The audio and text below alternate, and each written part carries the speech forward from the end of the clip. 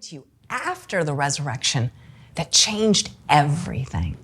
The Bible doesn't give us a single detail about their interaction, yet something radically shifted for James. He moved from being a doubter to a believer, from a skeptic to a faithful follower, from a cynic to one of the most influential leaders of the Church of Jerusalem. We catch a glimpse of this radical transformation in the opening verse when he writes, James, a bondservant of God and of the Lord Jesus Christ. James could have claimed celebrity status as Jesus' sibling. Many of the apostles, including Paul, referred to James as Jesus' brother. But James identifies himself humbly as a bondservant, as one living in full submission and allegiance to Jesus. Even though Jesus' name is only explicitly mentioned twice in the entire book of James, scholars note that this letter sounds more like Jesus than any other in the New Testament, even those written by Paul. James constantly repeats the teachings of Jesus. If you take the Sermon on the Mount and overlay it with the book of James, you'll start to think that James was plagiarizing his brother in all the best ways.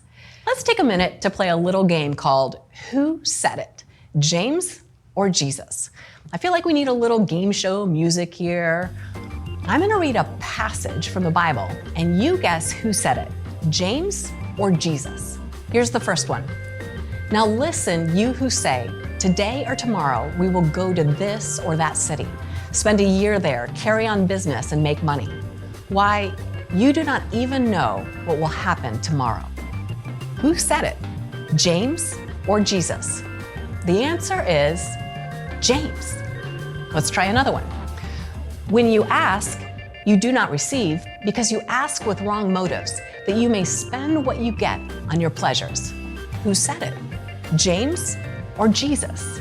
The answer is, again, James. Next one. By their fruit, you will recognize them. Do people pick grapes from thorn bushes or figs from thistles? Who said it, James or Jesus? The answer is Jesus. Last one.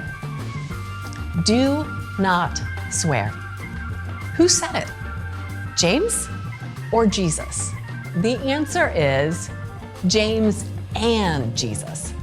Take a look at just how similar these passages are. James 5:12 says, above all, my brothers and sisters, do not swear, not by heaven or by earth or by anything else. And in Matthew 5:34 through 35, Jesus says, but I tell you, do not swear an oath at all, either by heaven, for it is God's throne, or by the earth, for it is his footstool. When we're reading James, we must remember we're often reading the words of Jesus. It's almost as if James is just so filled up with the teachings of Jesus that they literally drip out of him as he writes.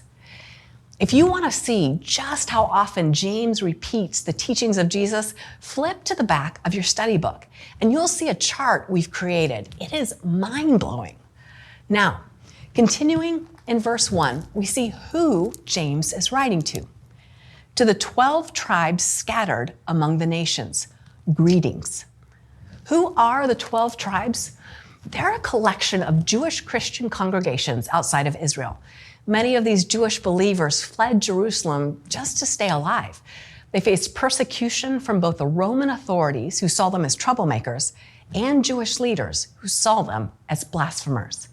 They wrestled with many of the same feelings we do today: fear, uncertainty, loneliness, isolation, and anxiety about the future. James teaches them and us today that our response to adversity matters. First, James calls us to practice a defiant joy.